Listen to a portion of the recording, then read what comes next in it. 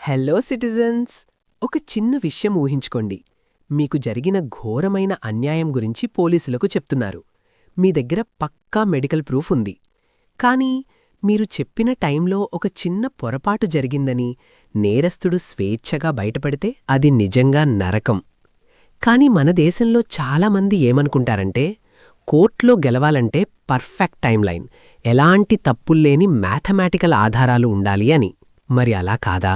కాదు. State of HP versus హుకుంచంద్ కేసులో supreme court దీనికి దిమ్మ తిరిగే సమాధానమిచ్చింది. చిన్న తప్పులు ప్రాణాలతో ఉన్న సాక్ష్యాన్ని తుడిచేయలేవని తేల్చి చెప్పింది. ఇది 2007 హిమాచల్ ప్రదేశ్లో జరిగింది. ఒక 9ఏళ్ల పాప మజ్జిగ తేవడానికి పక్కింటికి వెళ్ళింది. తిరిగొస్తుండగా పక్కింటి అబ్బాయి హుకుంచంద్ ఆమెను పశువుల పాకలోకి లాక్కెళ్లి దారుణంగా సెక్షువల్ అసాల్ట్ చేశాడు. ఓ గాడ్! ఆ తర్వాతేమైంది? ఆ చిన్నారి భయంతో ఏడుస్తూ తల్లిదండ్రులకు చెప్పింది. పోలీసులకు ఎఫ్ఐఆర్ ఇచ్చారు. మెడికల్ ఎవిడెన్స్ కూడా ఆ దారుణాన్ని స్పష్టంగా నిర్ధారించింది. ట్రయల్ కోర్ట్ వాడికి సెక్షన్ 376 ఐపీసీ మరియు SC/ST యాక్ట్ కింద 10 ఏళ్ల జైలు శిక్ష వేసింది. గ్రేట్! మరి సుప్రీంకోర్టు దాకా వెళ్లాల్సిన అవసరమేమొచ్చింది? ఎందుకంటే హైకోర్టు ఆ తీర్పును కొట్టేసి వాడిని నిర్దోషిగా వదిలేసింది. వెయిట్ వదిలేశారా? అంత సాలిడ్ ప్రూఫ్ పెట్టుకునేలా? వాళ్లు లెక్కలు తీశారు. ఆ పాప మజ్జిగ తేవడానికి 2 గంటల్లో 16 కిలోమీటర్లు నడవాలి. అది మ్యాథమెటికల్లీ అసాధ్యమని చెప్పారు. పైగా ఆ 2 కుటుంబాల మధ్య పాత గొడవలున్నాయని కేసు కొట్టేశారు. అంటే ఒక చిన్న లెక్కల తేడా కోసం సాలిడ్ మెడికల్ ఎవిడెన్స్ని పక్కన పెట్టేశారా? దారుణం. కరెక్ట్. అందుకే స్టేట్ ఆఫ్ హెచ్పీ సుప్రీంకోర్టుకి అపీల్ చేసింది. సాధారణంగా ఆర్టికల్ 136 ఆఫ్ ద కాన్స్టిట్యూషన్ కింద హైకోర్టు ఒకరిని నిర్దోషిగా వదిలేశాక సుప్రీంకోర్టు పెద్దగా జోక్యం చేసుకోదు. బహుశా ఆధారాల్ని పూర్తిగా తప్పుగా అర్థం చేసుకుంటే తప్ప, అంతేనా? అవును. పర్వర్స్ ఫైండింగ్ ఉంటేనే జోక్యం చేసుకుంటుంది. ఇక డిఫెన్స్ లేవనెత్తిన రెండో ప్రశ్న, అసలు ఒక 9ఏళ్ల పాప సాక్ష్యంతో శిక్ష వేయొచ్చా అని. నిజమే కదా, చిన్నపిల్లలకు అబద్ధాలు చెప్పించడం ఈజీ అంటారుగా. అక్కడే supreme court state of Rajasthan versus Chhatra guidelines వాడింది.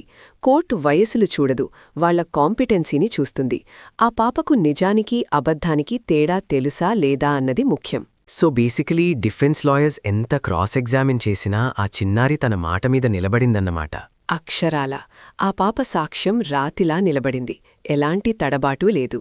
ఇక హైకోర్టు తీసిన 16 కిలోమీటర్ల లెక్కలు గురించి సుప్రీంకోర్టేమందో తెలుసా? కోర్టులు నేరాలను విచారించేటప్పుడు మ్యాథమెటికల్ ప్రెసిషన్ వెతకకూడదు అని స్పష్టం చేసింది. మనుషుల జ్ఞాపకశక్తి పర్ఫెక్ట్ కాదు అంటారు. ఖచ్చితంగా.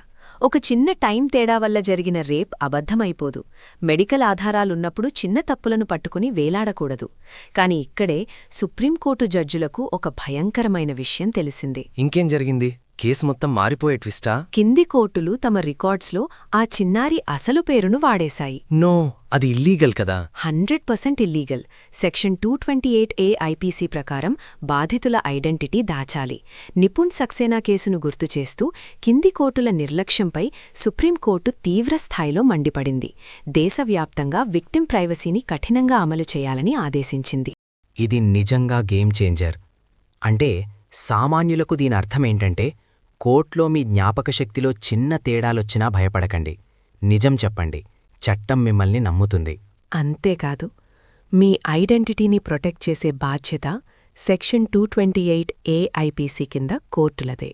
ఇక న్యాయవాదులకు సుప్రీంకోర్టు చెప్పిన గుణపాఠమేంటంటే, నేను చెప్తా, క్రాస్ ఎగ్జామినేషన్లో చిన్న చిన్న టైమ్లైన్ తప్పులు పట్టుకుని సాలిడ్ మెడికల్ ప్రూఫ్ని దాటలేరు అని. పర్ఫెక్ట్. క్రాస్ ఎగ్జామినేషన్లో నిలబడిన ఒక చిన్నారి సాక్ష్యం చాలు నేరస్తుడిని జైలుకు పంపడానికి. ఈ తీర్పు న్యాయం బతికే ఉందని నిరూపించింది.